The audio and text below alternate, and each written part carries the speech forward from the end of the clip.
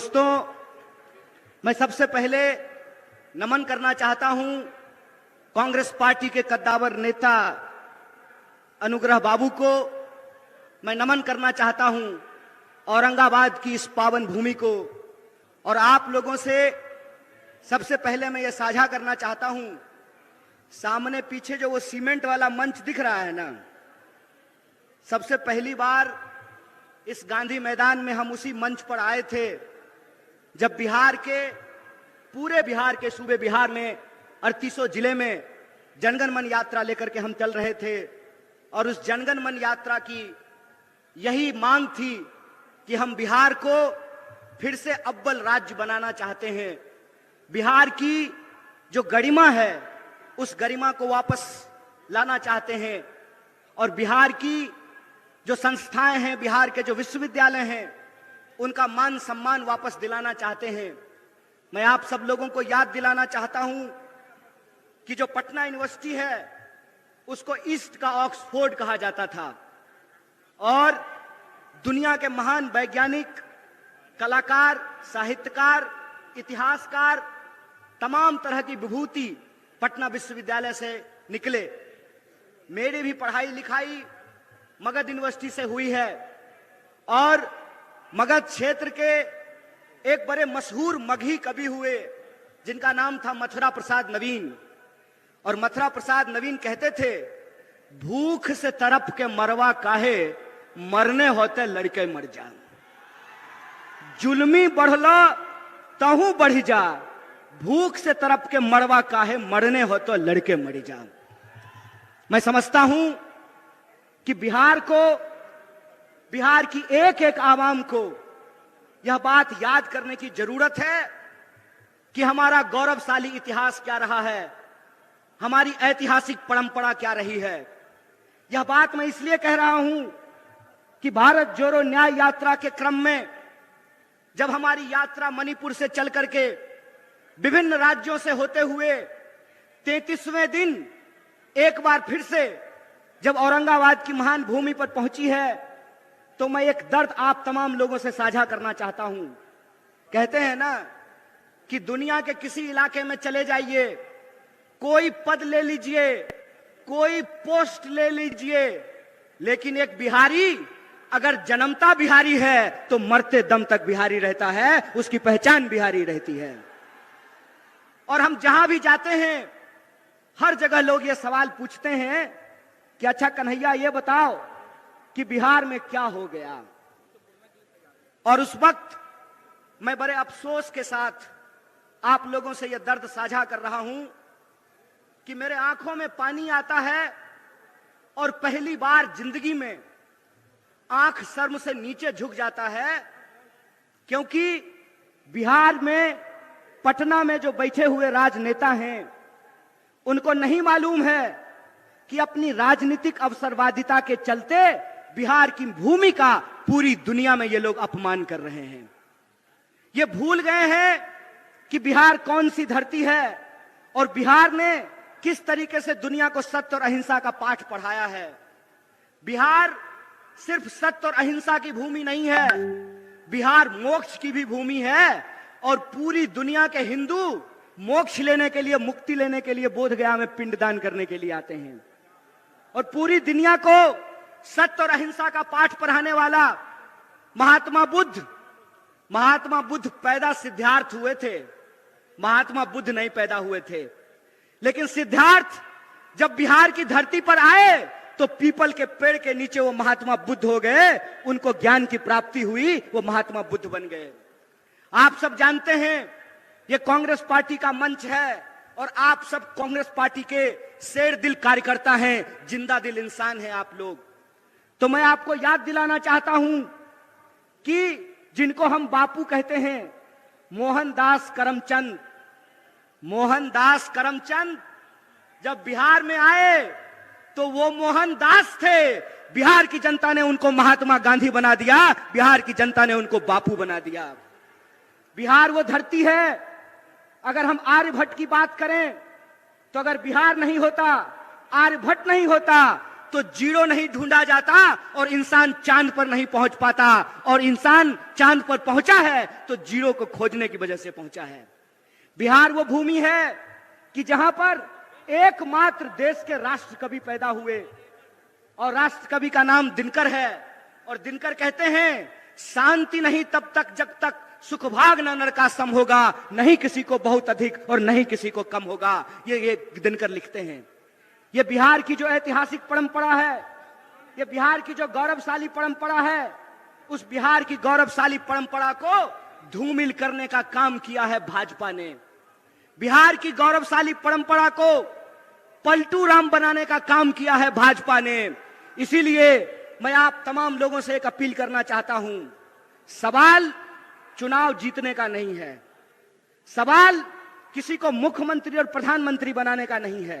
सवाल यह है कि बिहार में रहने वाले जो 14 करोड़ लोग हैं, चाहे वो किसी भी जाति के हों, चाहे वो टीका लगाने वाले हों या टोपी पहनने वाले हों, किसी भी धर्म के हों, किसी भी संप्रदाय के हों, किसी भी बोली को बोलने वाले हों, चाहे वो मगही बोलते हो, भोजपुरी बोलते हो, मैथिली बोलते हो, अंगिका बोलते हो, कोई भी भाषा बोलते हो, बिहार के जो 14 करोड़ लोग हैं उनके आत्मसम्मान का सवाल है।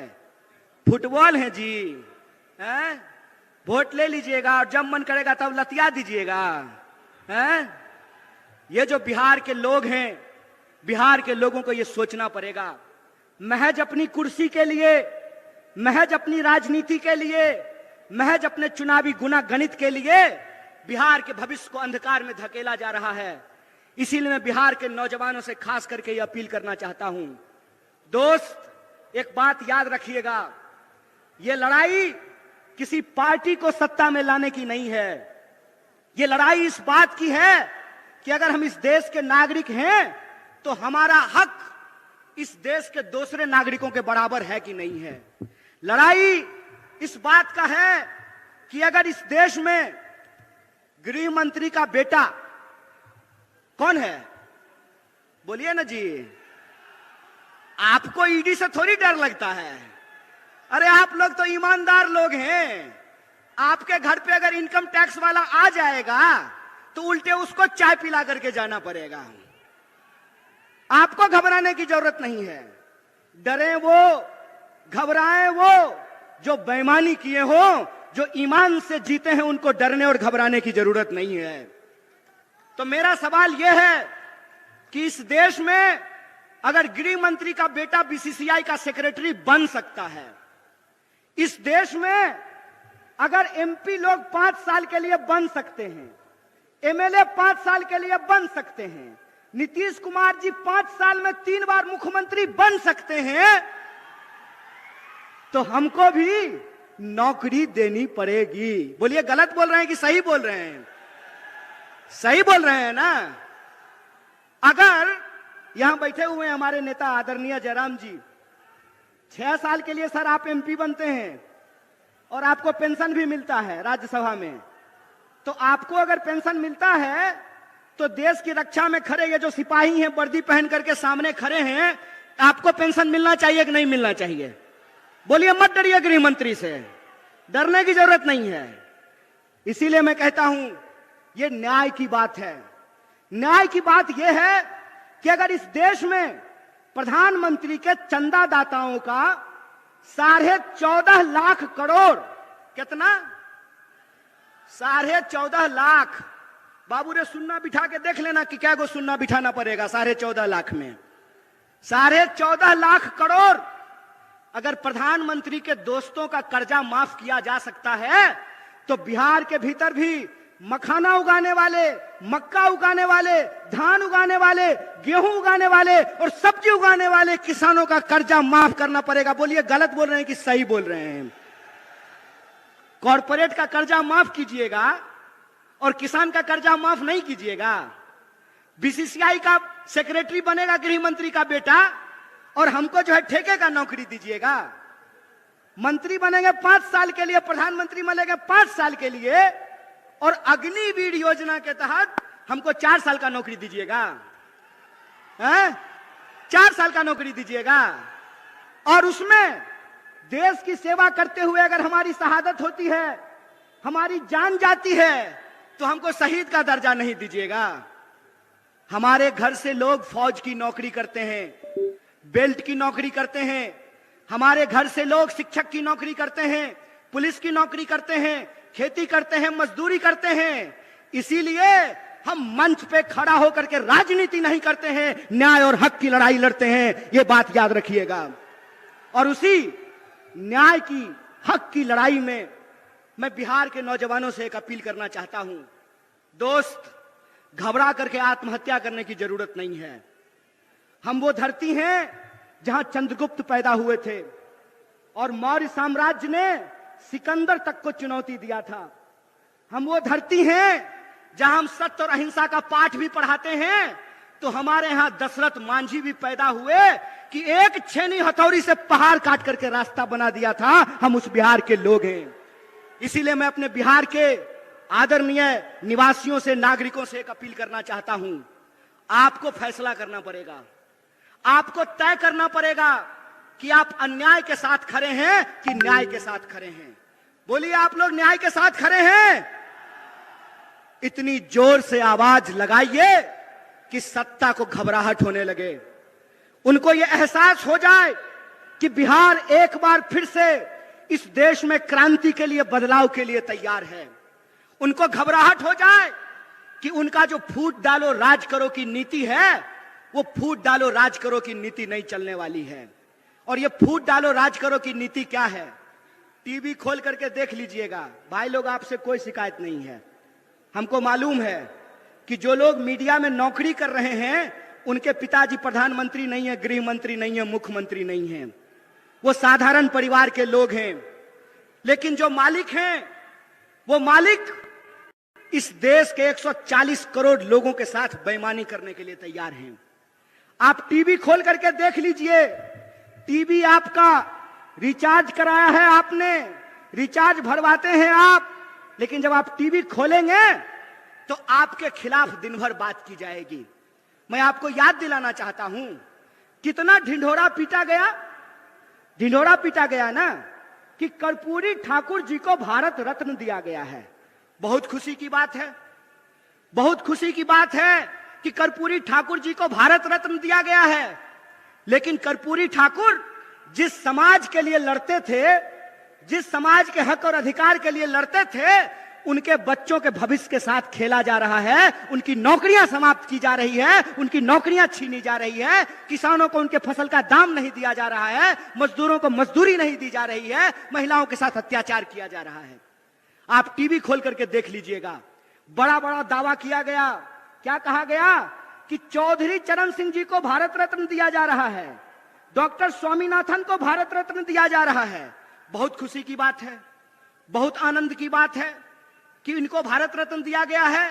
लेकिन मैं सवाल पूछता हूं कि एक तरफ डॉक्टर स्वामीनाथन को भारत रत्न देते हैं और दूसरी तरफ इस देश के किसानों के ऊपर डंडे चलाते हैं, गोलियां चलाते हैं, आंसू गैस के गोले छोड़ते हैं। बोलिए, बेईमानी है कि नहीं है? भारत रत्न दे रहे हैं और किसान कह रहे हैं कि हमको हमारे फसल के दाम की गारंटी करो, तो किसान को उनके फसल की गारंटी नहीं मिल रही है। मोदी जी कहते हैं मोदी जी की गारंटी है। महाराज, भाजपा की गारंटी होती तो 1 मिनट के लिए मान भी लेते। मोदी जी की गारंटी है तो बिल्कुल भरोसा मत कीजिए। अगर विश्वास नहीं होता है तो यशोदा जी से जाकर के पूछ लीजिए। गारंटी लिए थे ना जी। अच्छा, यहां पे भी बहुत सारे लोग बैठे हुए हैं। ब्याह शादी हुआ होगा, हमारा तो नहीं हुआ है। तो हिंदू रीति रिवाज से अग्नि को साक्षी मान करके 7 फेरा ले करके, हिंदू रीति रिवाज से अग्नि को साक्षी मान करके 7 फेरा ले करके 7 जन्म का वादा निभाने का गारंटी लिए थे ना मोदी जी। किए पूरा? किए पूरा? भाग गए ना छोड़ के? कोई गारंटी नहीं है इस आदमी का। इस आदमी का एक ही गारंटी है कि इस देश की धन संपदा को लूट करके अपने दोस्त के खजाने में पहुंचा देंगे। एक ही गारंटी है कि रेलवे बेच देंगे, एयरपोर्ट बेच देंगे, पोर्ट बेच देंगे, सड़क बेच देंगे, नदी बेच देंगे, खदान बेच देंगे, और इस देश के जो आम लोग हैं वो नौकरियों के लिए दर दर तड़पेंगे, दर दर भटकेंगे। और जो भी गारंटी इन्होंने कहा था, मैं आपसे पूछता हूं कि कौन सी गारंटी पूरी हुई है? बोलिए। 15 लाख आपके खाते में आया? 15 लाख खाते में आया? 2 करोड़ नौकरी मिली? महंगाई कम हुआ? काला धन आया? तो कौन सा गारंटी पूरा हुआ है जी? कौन सा गारंटी पूरा हुआ है? मंदिर बनाने का? एक बात बताइए, मंदिर की बात चली है तो मैं भी एक बात कहना चाहता हूं। मेरा जन्म मिथिला की पावन भूमि पर हुआ है और मिथिला के लोग यह बात जानते हैं कि मिथिला की धरती माता जानकी की धरती है। माता जानकी जिनके बारे में हम लोग कभी भी भगवान प्रभु श्री राम का नाम अकेले नहीं लेते हैं। जब भी बोलते हैं तो क्या बोलते हैं? बोलते हैं सियापति रामचंद्र की जय। बोलिए, बोलते हैं कि नहीं बोलते हैं? देखे हैं राम जी के साथ फोटो सीता जी का? एक फोटो बता दीजिए, एक भी फोटो देखे हैं सीता जी का राम जी के साथ?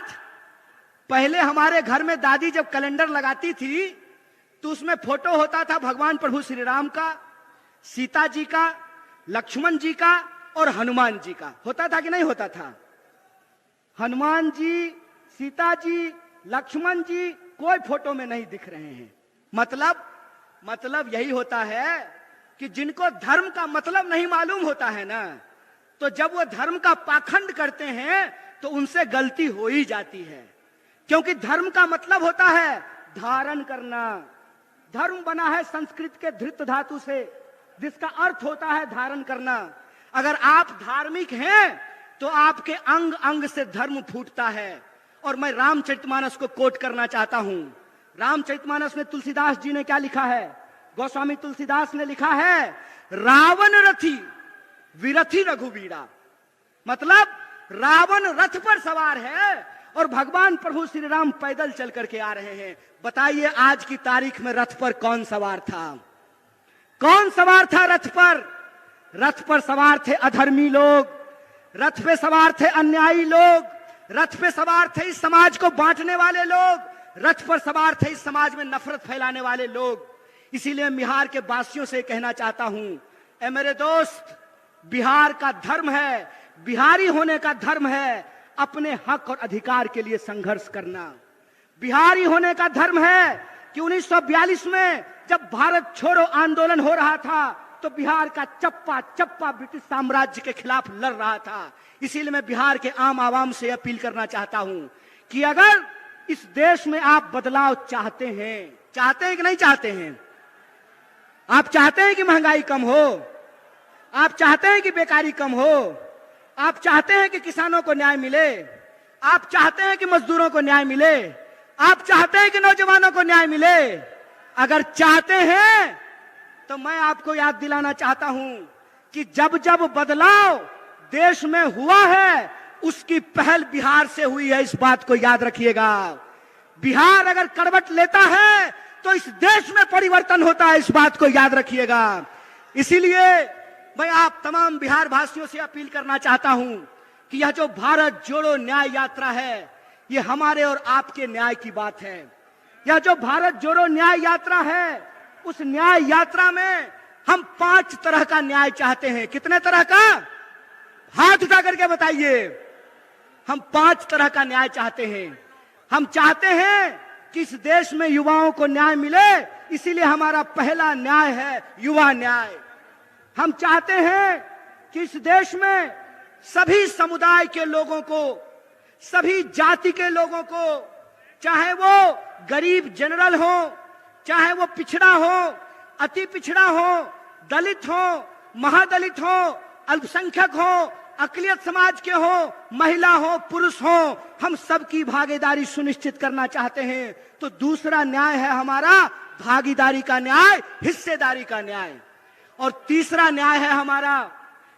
न्याय है मजदूरों को न्याय। चौथा न्याय है हमारा नारी को न्याय। और 5वां न्याय है हमारा किसानों को न्याय। उन किसानों को न्याय दिलाना जो एमएसपी का हक मांग रहे हैं। और मैं आपको याद दिला दूं, भारतीय राष्ट्रीय कांग्रेस के माननीय अध्यक्ष श्री मल्लिकार्जुन खड़गे जी और हमारे नेता राहुल गांधी जी ने कहा है कि अगर इंडिया गठबंधन की सरकार बनेगी तो हम सबसे पहला काम यह करेंगे कि किसानों को एमएसपी की गारंटी देंगे, एमएसपी को कानूनी दर्जा दिया जाएगा। इसकी घोषणा कांग्रेस पार्टी ने की है।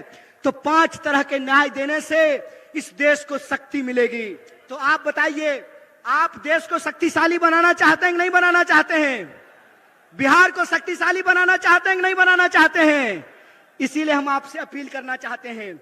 इसी अपील के साथ मैं अपनी बात को खत्म करूंगा कि आने वाले दिनों में जो अन्याय कर रहे हैं उनको अन्याय करने दीजिए, लेकिन आप अगर न्याय चाहते हैं, अपना न्याय चाहते हैं, आने वाली पीढ़ी का न्याय चाहते हैं, तो आपको न्याय योद्धा बनना पड़ेगा। बोलिए, न्याय योद्धा बनेंगे? बिहार के एक एक लोग न्याय योद्धा बनने को तैयार हैं।